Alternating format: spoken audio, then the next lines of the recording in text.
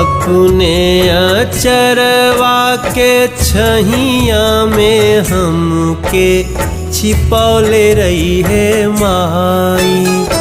अपने अचरवा के छैया में हमके छिपौले रही है माई।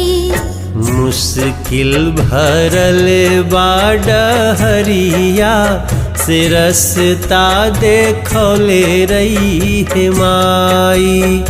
मुश्किल भरल बाडहरिया से रस्ता देखौले रही है माई। मुश्किल भरल बाडहरिया से रस्ता देखौले रही है माई।